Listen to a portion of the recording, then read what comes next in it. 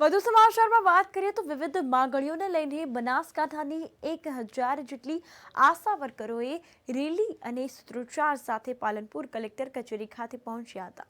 તો જિલ્લા કલેક્ટરને આવેદનપત્ર પાઠવી પોતાની માંગણીઓની રજૂઆત કરવામાં આવી હતી.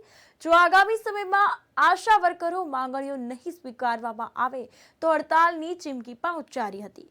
તો પાલનપુરમાં આજે 1000 જેટલી આશા વર્કરોએ રેલી યોજી હતી. જિલ્લાભરમાંથી પાલનપુર આવેલી આશા વર્કરોએ રેલી યોજી અને કલેક્ટર કચેરી ખાતે સૂત્રોચ્ચાર કરી વિરોધ નોંધાવ્યો હતો.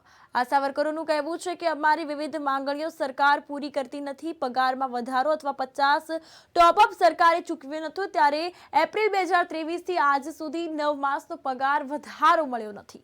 તો માતા મરણ, પોલિયો અને અન્ય કામગીરી સરકાર અમારી પાસે કરાવે છે, પરંતુ અમારી માંગો પૂરી થતી નથી. ત્યારે વધારો ન મળતા આક્રોશ સાથે સરકારને 6 દિવસનું અલ્ટિમેટમ આપ્યું છે અને 6 દિવસમાં આશા વર્કરોની માંગણી નહીં સંતોષાય તો જિલ્લાની સમગ્ર આશા વર્કર હડતાલ પર ઉતરી જશે, જેની જવાબદારી સરકારની રહેશે તેવી ચીમકી પણ ઉચ્ચારી હતી. ગામ વિસ્તારમાં આશા વર્કર તરીકે રહીએ છીએ અને દૂર દૂરના વિસ્તારોમાં આશા વર્કર ફીલ્ડ તરીકે કામ કરે છે. આજે એપ્રિલ 2023 થી આજ સુધી વધારો કે 50% કોઈ બેનને ચૂકવવામાં આવ્યું નથી અને બહુ અસંતોષ છીએ અમે. અને સરકારને અમે તાત્કાલિક જો અમારો પગાર અને વધારો નખાઈ જાય અઠવાડિયાની અંદર તો બરોબર છે, નહીં તો અમે અઠવાડિયાની અંદર પૂરી હડતાલ ઉપર ઉતરવાના છે બહેનો. અને જો હડતાલ ઉપર ઉતરશે તો માતા મરણ, બાળ મરણ જે તે થશે એની જવાબદારી પૂરી આરોગ્યની રહેશે. આજે અમે બનાસકાંઠા જિલ્લાના તમામ તાલુકામાંથી આશા વર્કર બહેનો મળીને કલેક્ટર સાહેબશ્રીને આવેદનપત્ર આપવા આવ્યા છીએ.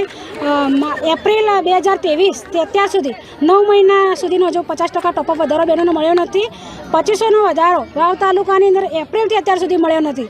તો આ બહેનો જ્યારે આરોગ્યની મહત્વની કામગીરી કરી રહ્યા છે, માતા મરણ અને બાળ મરણ ઘટાડી રહ્યા છે, મેલેરિયા નાબૂદી, પોલિયો નિવારણ કરી રહ્યા છે, તો આ બહેનોને એમના હકનું વેતન જ્યારે મળતું ના હોય, 9 મહિના સુધી એમનું વેતન ન મળતા હોય, ત્યારે આ બહેનોમાં ભારે અસંતોષ દેખાઈ રહ્યો છે.